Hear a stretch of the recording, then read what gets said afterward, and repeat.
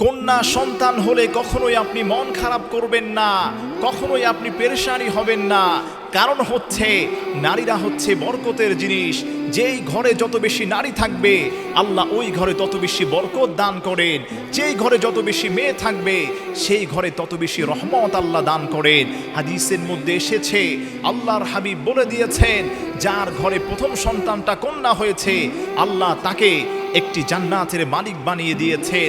যার ঘরে দুইটি সন্তান কন্যা হয়েছে আল্লাহ তাকে দুইটি জান্নাত দান করবেন। যার ঘরে তিনটি সন্তান হবে কন্যা আল্লাহ তাকে তিনটি জান্নাত আল্লাহ পাক তাকে দান করবেন।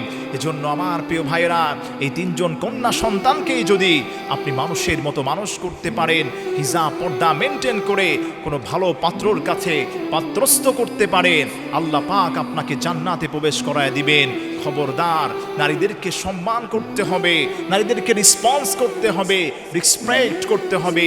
যত বেশি নারীদেরকে আপনি সম্মান করবেন, যত বেশি তাদের মন আপনি জয় করবেন, তত বেশি আল্লাহ পাক আপনার সংসারে বরকত, রহমত, সাকিনা আল্লাহ রাব্বুল আলামিন দান করবেন।